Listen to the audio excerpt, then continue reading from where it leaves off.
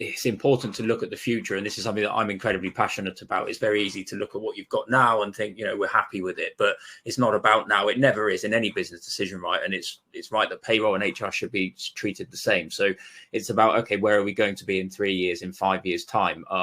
And I think as the demands of our customers, the employees change, so will our functions. And I think employees will be calling on us to support employees and support companies in a different way. So I really don't think transformation is going away. I think the fact that society and the employees' expectations in their daily lives are being built up to work and to engage in a certain way is going to continue to filter through both HR and payroll functions over the next sort of decade.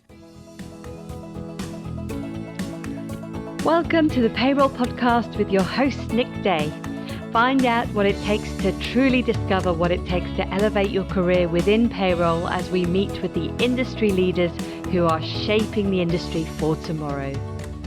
Today, a really exciting conversation. We're going to be talking all about the 6 key drivers that impact payroll performance. Now, the results of today's study all stem from a really large research project, which involved asking over 1,300 big and small companies spread across Europe, 5 countries in particular, to assess the 6 critical differences that make payroll that make payroll either more easy or more challenging. And the result is a brand new index designed to help all of you as international payroll professionals to make the right choices going forward. Now, we are joined today by a fantastic panel that I'm going to introduce you to. I'll start with myself, who's going to be hosting today's conversation. So my name is Nick Day. I'm founder of JGA Recruitment, and we're a specialist international payroll recruitment company. But I'm also the host of the Payroll Podcast. I'm part of the Reward 300, and I've been working in the payroll space now for over 2 decades. That's enough about me. Let me introduce you to the rest of our panel. I'd like to ask Jan if you could introduce yourself. Yeah, good morning. My name is Jan Laurijsen. I'm working in Belgium from SDWorks HQ. My role is mainly a researcher. I've been with the company for 12 years and doing research for over the last 5 years. That's one thing. The second thing is I also coordinate the collaborations that we've had since 10 years with the Antwerp Management School, doing research there as well. And I'm still working on my own PhD also at the University of Antwerp. So passionate to talk about what we've researched over the past couple of weeks and months for you today. Fantastic. And moving from left to right, Simon, if you could introduce yourself. Yeah, good morning, everyone. It's good to be with you. I'm Simon Parsons, Director of UK Compliance Strategies for SDWorks, based in England of the United Kingdom. I've been around in the industry for some time, back with SDWorks now for 25 years. I have worked for them before in other guises as well. I have an MSc, so a Master of Science in Payroll Management, and I'm also a member of the Reward 300 and a Fellow of the Chartered Institute of Payroll Professionals. Fantastic. And last but by no means least, Chris, if you can introduce yourself, please. Yeah, thanks, Nick. And good to be here. Chris, I'm Chris Kirby. I'm also over a couple of decades now in payroll and HR. Previously, I was operational. I at one point in time was the head of global payroll for Barclays. I've been a consultant for 6 or 7 years, working on different payroll and HR transformation programs. And more recently, I've been heading up the payroll division at Lace Partners, and we're a boutique HR and payroll transformation consultancy, helping clients with exactly this kind of thing and resolve some of the challenges that I think we're going to touch on today. Absolutely fantastic. So an expert panel joining you today. And of course, if you have any questions during the course of this session, please do put them in the chat box. We will do our best to answer those either as we go through or at the end of the session. So if there's any burning questions you want to ask of expert panel, please do put that in the chat box. We are going to ask you all to get involved in a number of polls today as well. We want to get your feedback to build on the research we've already taken. I'll talk to you through those in just a moment.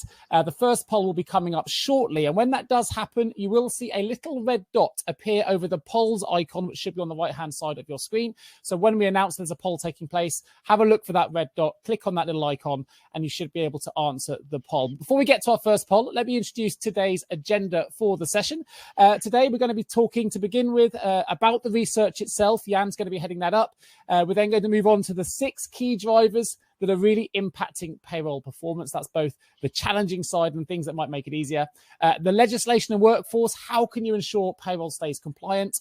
rewarding credibility, how can payroll evolution support a broader HR success, and technology and partnerships. So how do you build a business case for payroll transformation? And if we do have any of those questions, we will go through those at the end of the session. Now, what I'd like to do is introduce our first poll. I want to wake everyone up and see if you can get involved in our first poll. So have a look at that first icon. Should appear. There should be a little red dot, hopefully, that appears over the poll icon in just a moment. And our first question is this: what is your organization's current payroll status? If that red dot has appeared, there should be 4 options for you to select. One is in-house and happy with solution, outsourced and happy with solution, in-house and unhappy with solution, or outsourced and unhappy with the solution. So while we wait for those poll results to come through, please put your answers in when you can. We're going to ask one of our experts just to comment on those polls as well. And then when we've got those results, we're going to move into that research side of things. So we're just seeing some of those results shift a little bit at the moment. Good to see that a big percentage of people seem to be happy with existing solutions, whether it's in-house or outsourced. But I see the stats are just changing slightly. So we're going to give that a couple of extra seconds. And Simon, if I can begin with you, just as those results start to come through, assume you can see the percentages there. What are your opening thoughts? Yeah, it's interesting, isn't it? I always think these things come in thirds, Nick, between the 3 different types of, you think certainly for the United Kingdom, how is the payroll market played? And it tends to be a third in-house, a third outsourced, and then a third seem to leave it to accountancy type practice.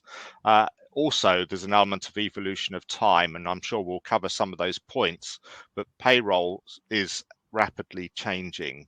Even this week, with the death of Queen Elizabeth II, there are changes impacting UK payroll imminently, and there's a question of how do we keep pace with that. Also, there's an element of, because it's an evolving thing, solutions change. So sometimes things will get stale and we need to move on. And many of us may find that we're in old solutions that need some update, and technology advances, law advances, culture advances. Yeah, absolutely right. I think the spread of results shows that everyone's in slightly different phases, and we've seen the world of work accelerate significantly in relation to transformation in particular. So, Chris, any particular thoughts you've got on those results? No, I think just broadly, I think it's interesting and quite consistent with what we've seen elsewhere as well around the split. I think, the reality is it clearly you can have problems with most solutions, but at the same time, everything can work. And as long as you get everything lined up, and we'll come on to some of this, I know, during this session, as long as everything's lined up and done properly, there's no reason that any solution can't work. Absolutely right. Well, let's bring Jan into the conversation. I want to sort of touch into the research that this is involved. As you can see, the SD Works Research Intelligence team been heavily involved in creating this study. So I'm going to hand you the floor, if I may, Jan, just to bring us up to speed with the background to the R&I team and the background to SD Works and how you sort of went about creating this research project. Yeah, great. Thank you. Like I said in the introduction, research and intelligence is not new to SD Works. The proficiency, the payroll proficiency index this is something that we launched new. But if you look at what we do within the company, continuously scan the market to gather market and competitive insights. We got a number of people, a whole team that's actually working on this to keep us up our toes, making sure that we understand how the market is going and where, for instance, also specifically tech solutions are bringing us in the payroll and the HR space. That's one thing. The other thing that we are researching is that we're not only looking at market and at solutions, we're also very interested in the whole idea how employers, so specifically also HR professionals, are looking at the evolution as what they are needing in the near and the distant future in terms of managing the complexity of HR and payroll. Next to that, we also talked about the new world of work. We also believe that we're in a B2B2C business. So what the employee is needing is becoming increasingly important, and supporting their employee experience also needs to be taken in account when we think about payroll technology, outsourcing, and so on. Also referring back to the poll results, I think they're unhappy with the solutions that are implemented right now, but being it in-house or out-house, is very much related to how we move on. And the last thing is that we do a lot of academic research, of course, also thinking about where things are going in terms of HR, in terms of careers, as the labor market is becoming a huge problem all across Europe. We're thinking about how can we focus more on careers. So that's where we're coming from. We've been doing this for 10 years. This is something that we have launched new. This is a research project that came up because, like you have introduced, Nick, and like the colleagues already have also uh, reinforced, the whole idea is that payroll is notoriously complex, and it differs across the countries, but in general it is very complex. So we thought it would be interesting to also ask, in for the moment 5 countries, but we'll be expanding this if all goes right next year to 15 countries, how 6 drivers impact that payroll performance. So how we are thinking about doing a better job in payroll, both for the sake of HR in terms of managing the complexity, but also in terms of the employee experience. So 6 drivers that we'll be explaining, we'll get there. Like you introduced, Nick, the full project saw over 1,300 respondents from all sorts of companies across 5 countries in Europe to assign the drivers that either made payroll easier or more difficult. It also be included that a number of different people from the C-suite have also answered these questions. So when we going to get to the key results, we also see how chief executive officers and chief finance officers are feeling about these topics. Every assessment took about a number of tasks taken into account that payroll HR teams have to deal with before, during, and after calculation of the salaries. And the result of that is a brand new index on a scale of 100, full analysis from our findings to help payroll professionals to improve payroll proficiency. So getting some insights in the idea on a scale of 0 to 100, how we are doing more proficiently or not so proficient on a number of topics, and how they differ across different countries that are surrounding us. So the UK, France, Germany, Belgium, Luxembourg. That's the whole idea. Super. So should we have a look at how proficient European companies are at payroll? And I wonder if you could just talk us through some of these results. Yeah. So how do you read this? There are some numbers and there's some percentages, and like I said, they represent this index, this proficiency index. So the higher the score, the better we're doing. A country is doing as compared to others on this particular driver. We identified 6. We'll come to those back extensively, looking at legislation, the impact of legislation, reward, technology, capabilities, so everything that has to do with knowledge of your payroll professionals, workforce, and partnering solutions. That all include solution, part of the solution, or bit of the solution in all to do better in payroll. So one score, for instance, is marked here, and that's in the United Kingdom. Technology is scoring quite high, which is actually meaning that in the UK, and Simon will get back to this point later, technology has been evolving quite fast, actually, to make that payroll run faster, go smoother, and so on and so on. So that's actually a differentiator for the UK, as does, which is a score just beneath that, but is not marked, is a 70.2% in terms of capabilities, where the UK is actually taking a head start, or is ahead of the market because they're doing really well of their investments in technology and both of capabilities of payroll professionals. If you look at another thing, maybe horizontally, look at legislation, then you'll see that the score is a lot lower across the countries, but that, for instance, Belgium and France are, yes, what we may call notoriously complex legislative context. So there we'll have to take into account that this is going to be even more complex, and the technology and partnering might be playing a bigger role. At the same time, in terms of technology, Belgium is not so far away from UK, for instance. For France is a bit more distant. So we're looking at the different countries, and this may be interesting also for the audience to take a look, to take a deep dive into the report and see where they are doing as a country as compared to the others, and what we may have learned from this, and hoping also that the discussions that we have today and the questions that you've prepared for us, Nick, will make some sense of these indices and how they can help us to understand payroll proficiency across Europe.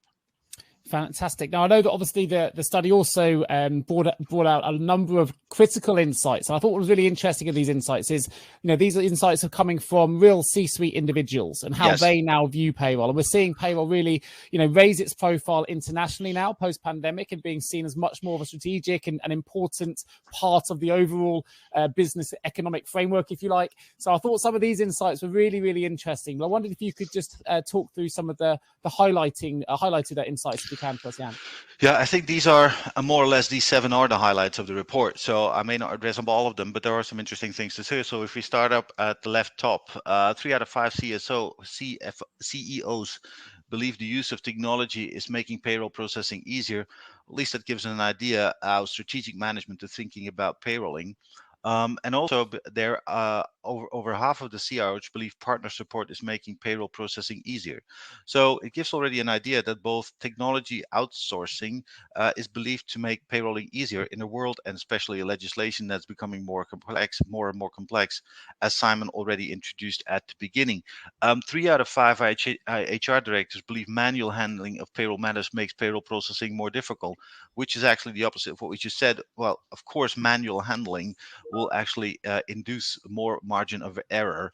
So there we also have to think about how outsourcing or technology or both may help us to overcome that problem. And maybe a last one, nearly 3 out of 4 CFOs believe the use of technology is making payroll processing easier. That's also an important part. If we're also looking at the financial profiles and the financial directions, believing that technology is making these easier and also is coping with errors, so also making margin of error smaller. I think that there's also a very important support both from CEO and CFO to make things smarter, making going smoother and flawless, has been supported also by the chief HR. So 3 C-suite professionals are actually believing or supporting the idea to the majority that this is going to help us to move forward. And at the same time, many of payroll managers believe having access to specific payroll knowledge and know-how makes people processing easier. That does not overcome the problem that on the human side of payroll, we're probably going to have to invest as well in the capabilities to keep up to speed with all this complexity and the speed of changes in legislation. So both technology outsourcing and capabilities will get us ahead probably in making this more easier and running more smoothly. Super. I think one thing that I really like looking at this from my perspective is it shows that now I think payroll often internationally has been a relatively underinvested function.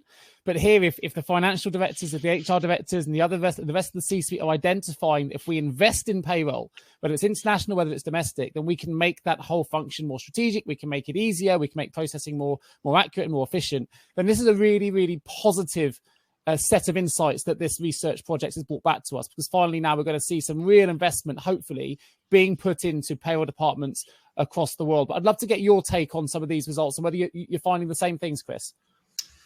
Yeah, absolutely. I think, these, like you said, you touched on it earlier, it's the changing face of payroll in part.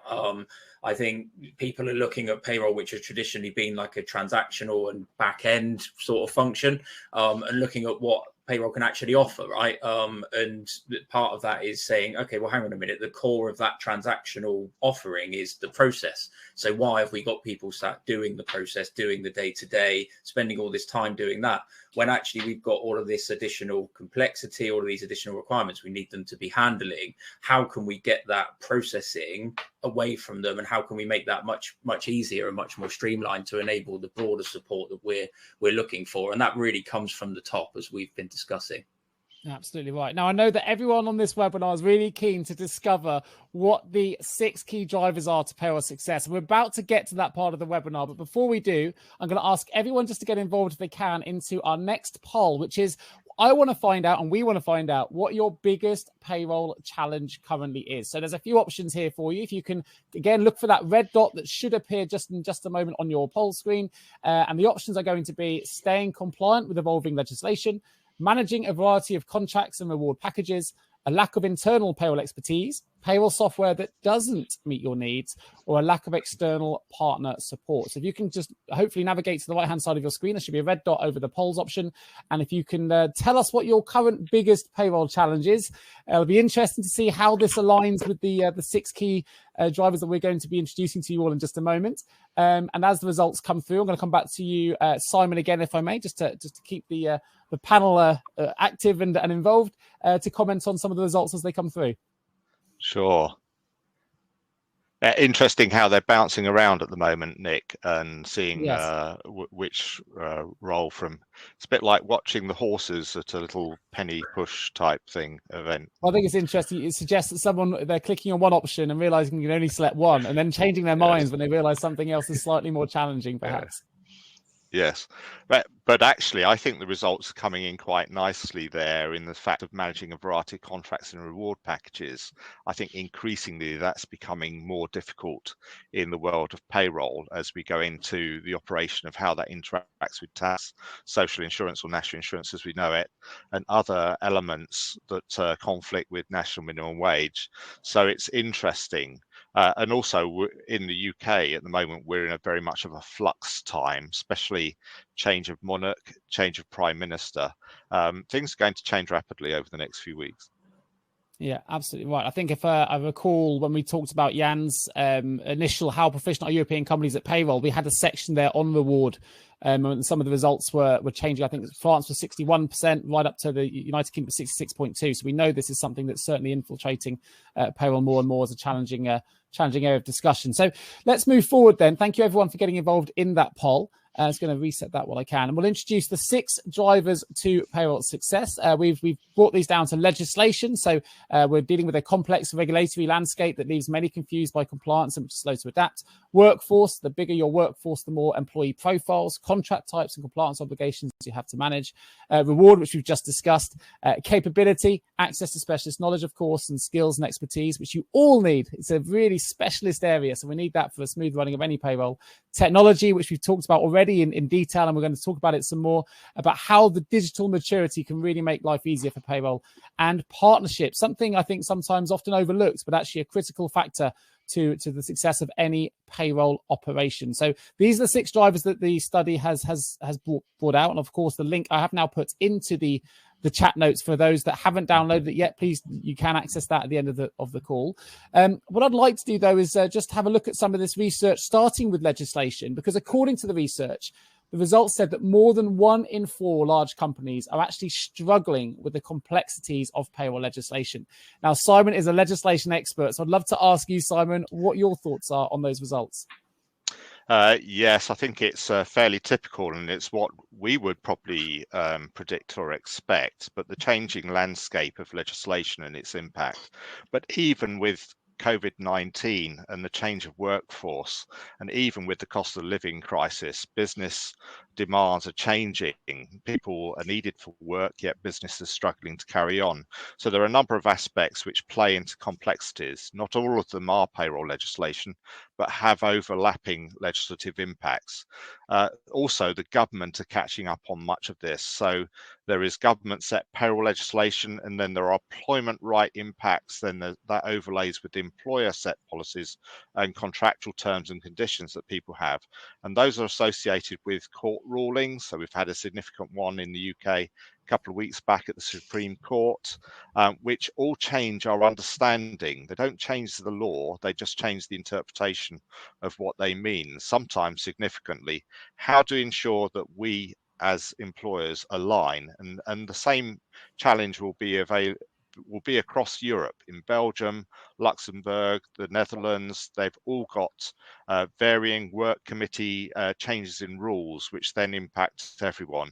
How do you handle that consequential conflict that occurs? Because the history of how we treat employment and what the law says will conflict at times. So the government in the UK this year has launched further data requirements that they're requiring employers to potentially implement, SIC and SOC codes. How do you handle all that? So what are the typical areas of complexity that employers are struggling with? Employment rights, equality, tax management of reward, pension complexities. Auto enrolment is a major challenge here. It's now going into Ireland, Guernsey, other places as well. Employers appear to really understand and struggle with how national minimum wage works, because national minimum wage is not about the pay rate, it's about the rate of pay received after the impact of other aspects. And work time, because we're very poor in the UK at recording actual work time. And then we've also got the recent court ruling in the Supreme Court about holiday pay. So the legislative landscape is challenging and varied all the time. And of course, now with the new Prime Minister, which will predate this research in the United Kingdom, we're likely to have an emergency budget within weeks, which may change things further. Absolutely right. I think something else that for an international payroll audience, I'm sure they'll be able to take on board is that we've got a very much a changing workforce now. The composition, we've got the rise of the gig economy, we've got Generation Z and everything else that's going on. Some of the results came back that said that 19% of respondents said that overall workforce composition, which I think is a really interesting word in the current world of payroll, is making the payroll processing more challenging. And this rises to over a third of large multinational enterprises. So, Simon, I wonder if you could explain, how workforce composition is starting to complicate that payroll process. Sure, I'll give you some of my personal views, which maybe we can overlay with that. But composition could refer to a number of differing things that cover different ingredients of employment circumstance, which make up a mixture of differing groups of employees, teams, responsibilities, and circumstance. That mixed into differing pay frequencies, differing reward strategies, and when multiple differences are in play, things can easily become a muddle opposed to the other composition type of musical excellence. So there's an element of making a composition a musical excellence rather than just a muddle. And when multiple differences are in play, they can start creating oppositions between different things. So overlaying the complexities of employment law and payment rules can be a significant challenge. And the social differences between different worker types, whether salaries, hourly, casual, gig economy, etc., monitoring control can become problematical to ensure that all the compliance obligations that befall on an employer or organization are maintained. Then that is throwing in with political and economic uncertainty and the challenges being faced with the cost of living crisis that we're all seeing. Expect more complexity to be announced over the next short while. It's all part of that composition. I love that composition sort of thought process. You think of the payroll professional as the composer, and as the organization gets bigger, you bring a few more things in. It just overlays the complexity. You bring in technology, pay on demand, legislation changes, pay frequencies, and all these things. Payroll people very much are like composers as that organization gets bigger, which I think is a really interesting way of thinking about it. But I guess the main question, Simon, and this is probably a huge question we can have a webinar about all on its own, is how do we overcome that complexity and still remain compliant during significant workforce growth? Yeah. Now, increasingly business leaders, and we're seeing that in the results of this research, are seeing that the complexities are best dealt with by engaging with expert partners who have the skills to act and apply the change so that they focus on their core business requirements. They focus on running their business. Do they have to deal with all these complexities around overlay? And I think partnership becomes a key player into that arena. So it's something that's picked up significantly over the past 20 years is, I don't understand this. I'll give it to someone who does, who can help me and guide me. So ultimately, the employer makes choice on its policies and applications. However, they benefit from expert guidance to work their way through the legal and compliance complexities that so many are struggling with. Competent technology also plays a significant part. Computers are rapidly changing, but they're brilliant at undertaking simple logic processes very quickly. They're really quite silly and stupid. They like yes and no answers. But you can overlay multiple simplicity to handle complex issues and challenges in decision making. Equally, this is where technology plays in so that it can actually deal with complexities and make them simplified. So expert partners and modernizing technology can simplify many complex processes, assuming the employer chooses processes that do comply. And I think it is a challenge. We're moving from a transition of employers operating in more traditional methods that need to modernize into a more modern world to deal with modern workforce and modern legal requirements. And some of the recent rulings do show that some industries are still attempting to practice elements which are technically unlawful. And so it's that change. Something I really liked about your response there, Simon, is you've touched upon some of these key drivers we're going to get into more detail for, one of which, of course, is partnerships. Another, of course, is technology. Have you ever asked yourself, how can I recruit payroll staff effectively? Please don't give up on your recruitment project just yet. Here at JGA Payroll Recruitment, we appreciate the difficulties associated with attracting, recruiting and retaining top payroll talent. We also understand just how costly a poor payroll hire can be. JGA Recruitment are a niche payroll recruitment agency who will partner with you to resource payroll candidates who will improve both the accuracy and efficiency of your payroll department. Contact us today on 01727 800 377 or visit jgarecruitment.com to find out more. Before we get into those areas, though, we realised from the poll results there that reward is a particular challenge as payroll, becomes more of a hybrid role really and brings more reward elements into the position. The reward and capability is proving a challenge for a number of global payroll professionals at the moment. So with just under half of the respondents saying that their reward policy has had no impact on their payroll processing, which is interesting based on the poll results we've had today. I'd like to know sort of your thoughts on that, Simon, but also as reward and remuneration grows more complex and its impact is therefore going to increase, I guess, how are companies changing their approach to reward and why? And perhaps maybe I can start with you, Jan, to give me some of your insights from the research that you did to help answer that question. Yeah, maybe not entirely from the research, but one of the trends, and Simon already referred to that, one of the big trends that we see is what we call the personalization of the employment relationship. And that turns out that reward is going to be more and more personalized in all sorts of ways. And we may talk about variable pay. In Belgium, we're talking about flex income plans, basically the opportunity for employees to choose themselves how and when they want to be rewarded. And this is obviously a big challenge for traditional systems when we don't have technology enough or the opportunities to work on that short notices.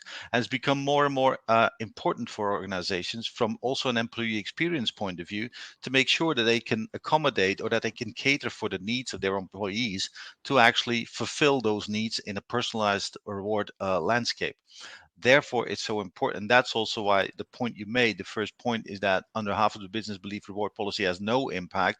I think we will have no choice but to change reward and to comply or to actually find new ways to reward people and to cater for those personalized needs in terms of reward. So yes, it will impact this relationship, and yes, it will impact reward technology. On top of that, as Simon and also Chris referred to, things are becoming more and more complex. To actually manage that complexity on top of that personalized employment relationship and reward relationship, that is the big challenge at the moment. There's a stat that really stands out for me here. I'm sure the international payroll community on this webinar will feel the same, but it says here that nearly 1 in 4, so that's almost 25% of HR directors believe their company's lack of capability is making payroll processing more difficult. So Chris, if I can come to you, what are some of the most common capability gaps that you're seeing when it comes to payroll?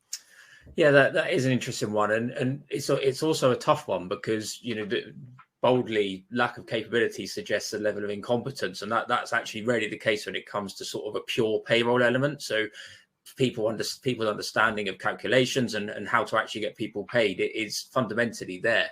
And if it wasn't, then realistically there'd be far bigger problems than we even see in the press. Okay, if you see what I mean. So I think from the conversations we've had with, HR and payroll leaders, it's more often what I'd call maybe the peripheral skills that their teams don't necessarily support very well.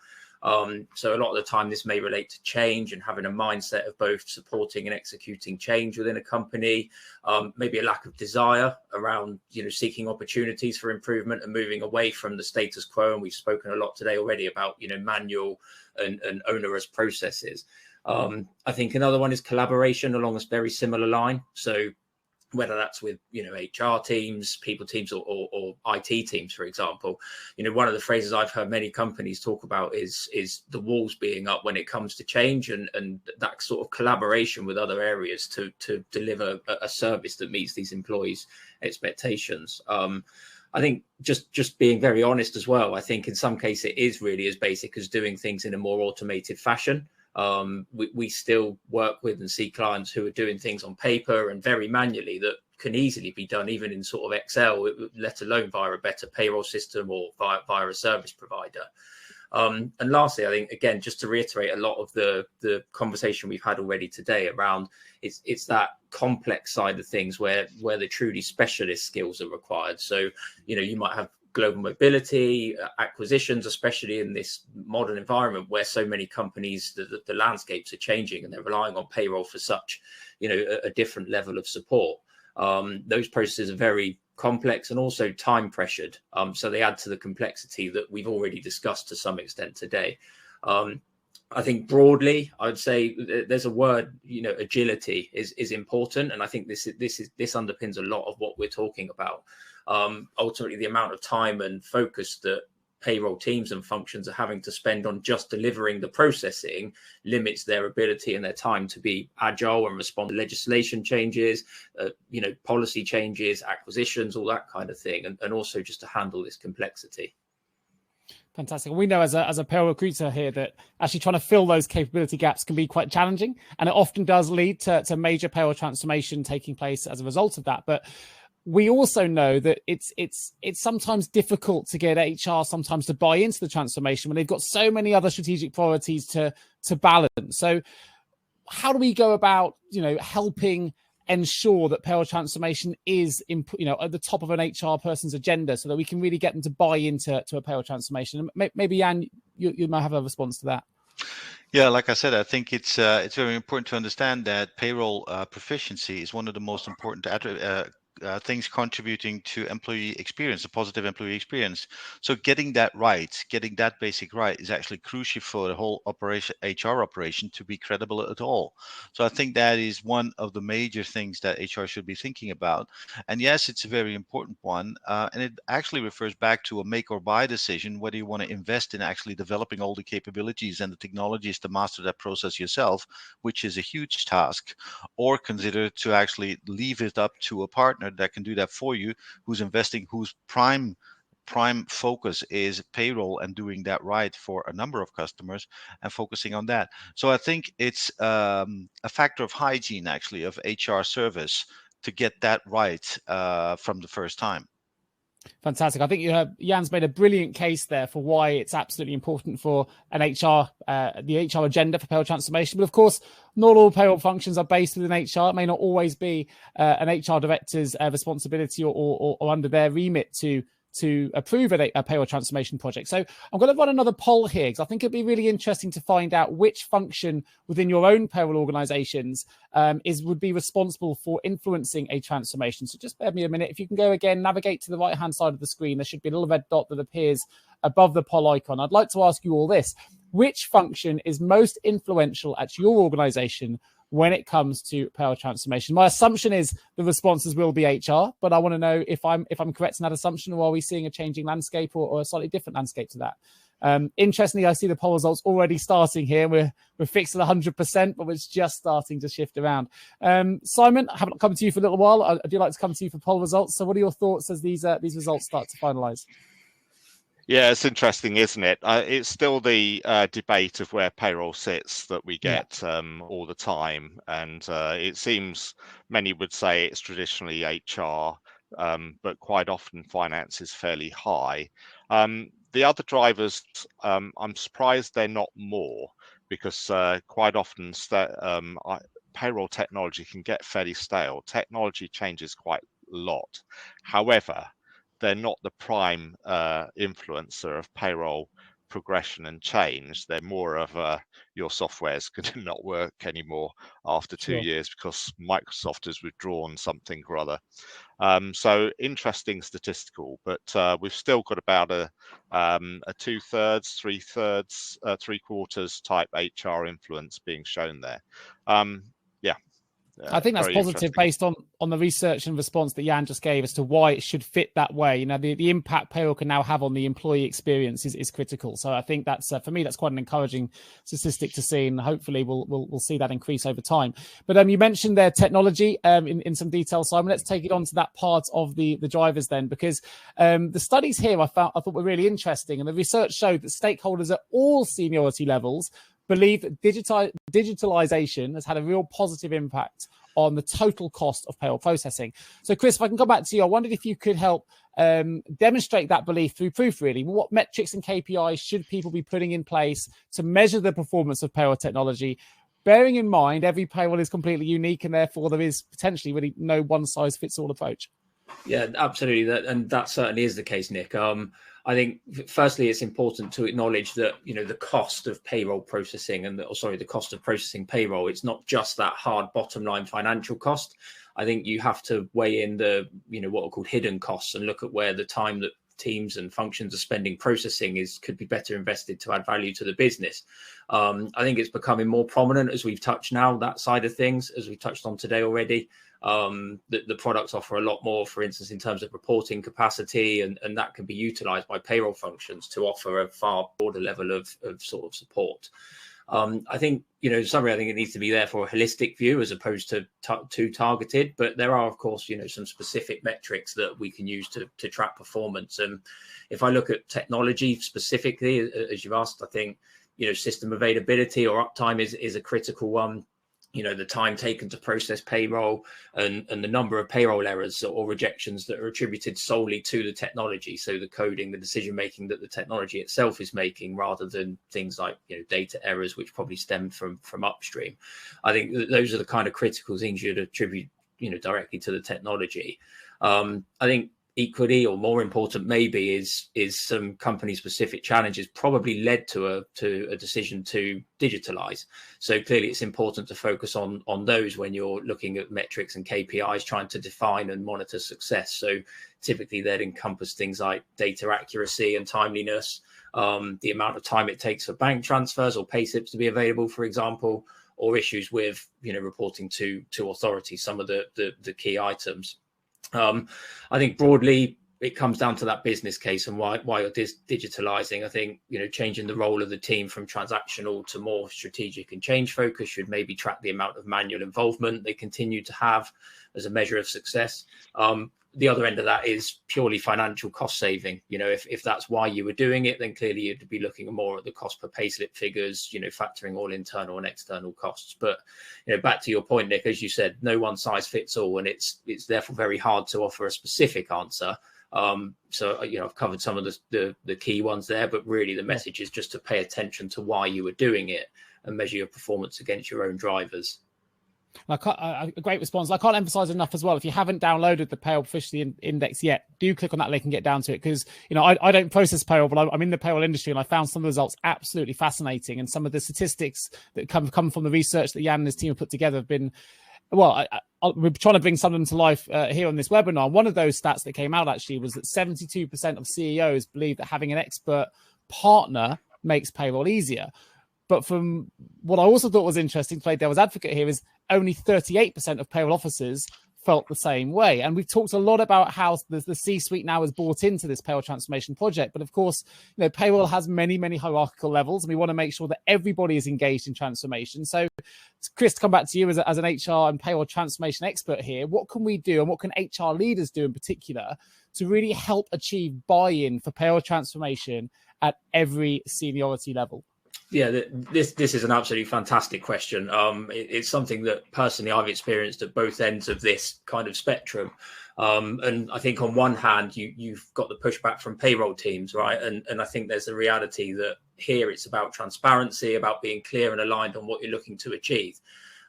So using an example, if you're an organization who doesn't already have a payroll partner, your payroll officers are likely to have been enrolled for potentially some time. You know, in-house systems, you rely on significant internal knowledge and experience, and these guys are the people that are providing it, right? So I think within that, there's both pride angles and trust angles. I think we're humans, and I think believing you're good at what you do, which is the case in a lot of cases, but also believing it can't be done better by a partner.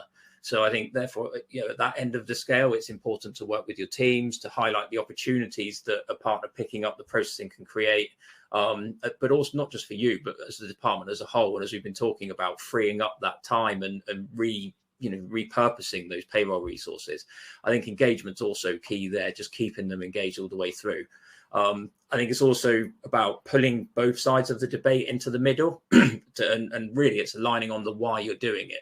So if you're a leader who feels finding a partner is the best approach, you really need to listen to and understand the reasons that your payroll officers are maybe not immediately feeling it's a sensible or even possible step to take. But similarly, if you're a payroll officer who thinks it's impossible, you need to articulate why and help define the path to making it possible. So I think at the other end of the spectrum, you may have an aligned payroll function and your payroll officers are supportive of change and wanting this to happen, but you're struggling to get approval from above. And I think this is where it's really key to align your change to specific business initiatives or challenges. So, cost saving, risk reduction, growth, they're all examples of areas that businesses may be focusing on. So it's important to align to those. I think, again, in summary, in both cases, I think it's incredibly important just to understand and be clear about what the current problems are that you need to resolve with the change. And it's about demonstrating why that change will provide the resolution. That's really what most people want to understand before buying in at any level. Yeah, I love that. And you mentioned cost saving, risk and growth. It's really interesting here because often financial directors, HR directors may think that payroll doesn't need transformation because payroll's being paid accurately and on time every month. Why do we need to invest in something that's already working? But you've highlighted 3 critical points there. It's not just anymore about paying people on time. It's, are we doing it efficiently? Are we generating the data? Are we making sure it's, it's safe and secure and all the different things that you've mentioned there? And is it going to work for us as we do scale and grow? And I think that's where we're really seeing a lot of transformation take place now. And often it's the payroll officers, working at ground level, doing those calculations that will actually be able to identify some of the quick wins for you as well. So as you say, it's really important that everybody's engaged at all levels. And we've seen as well that there's been huge success in partnering with real experts to make transformation run smoothly. And the research identified 4 areas where payroll partners in particular can offer real significant value. And one of those was calculating payroll. One was collecting and integrating data, managing transfers to governments and handling payroll documents as well. So Chris, I wonder if you could just talk through some of these insights for us and how they can help payroll leaders to really craft that critical business case that they might need to put together to deliver to their HR director or finance director, whoever it might be, to get that external support.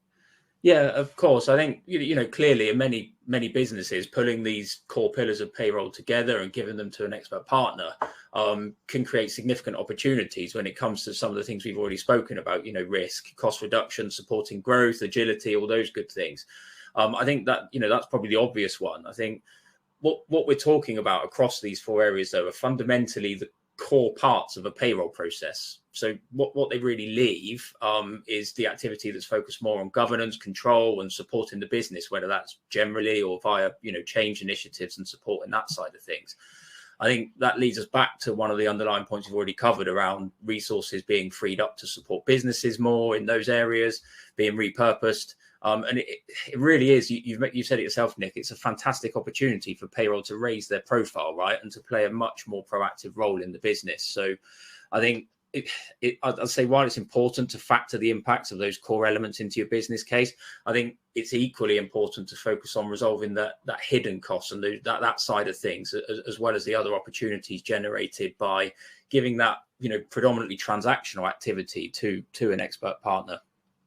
Yeah, absolutely. I'm actually seeing some, we've got a global audience on this webinar today, but we've actually seen, I think it was Scott Morrison, Australian Prime Minister, really praised the work that payroll professionals undertook during the pandemic and handling all that changing legislation. It was the same here in the UK and across the globe, the way that payroll professionals have adjusted to the changing legislation, the changing landscape, the changing digitization of payroll, I think has been really, really impressive. And all of these things are helping to contribute to raising that profile. And hopefully today's webinar has brought together some of those key 6 drivers through Jan's amazing research that are really impacting the success or indeed the challenging aspects of payroll delivery.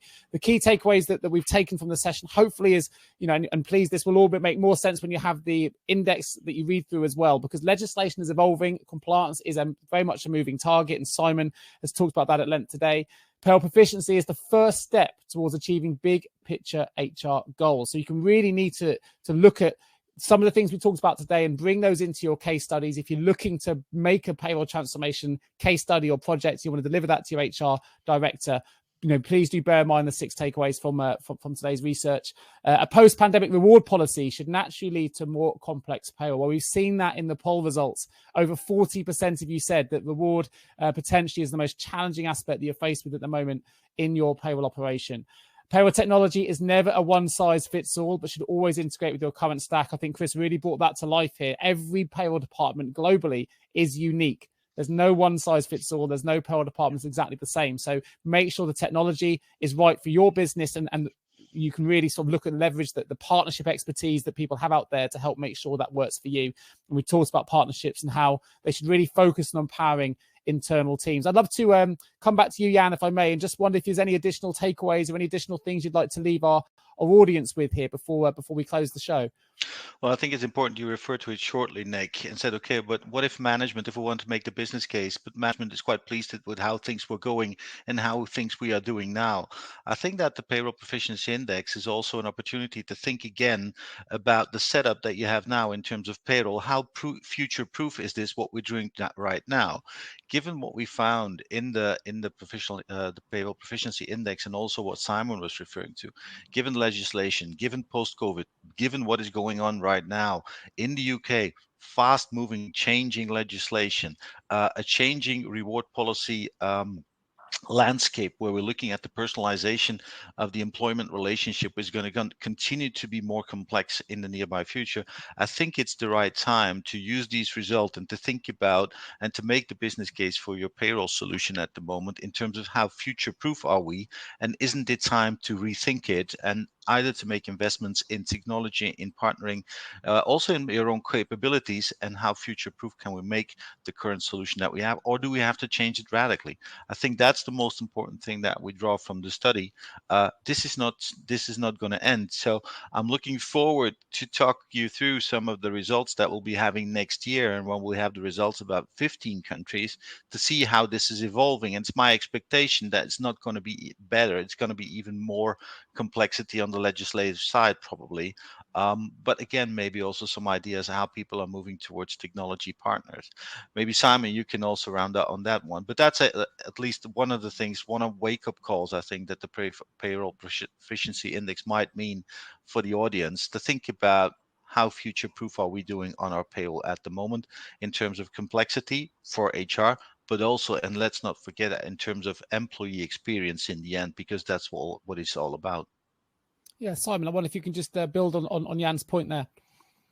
Yeah, sure. I think there's an element of we're moving, aren't we? There's an element of, if I go back 20 years, the industry was probably an industry that didn't really like change too much. We knew that change would come each April, but that was about it.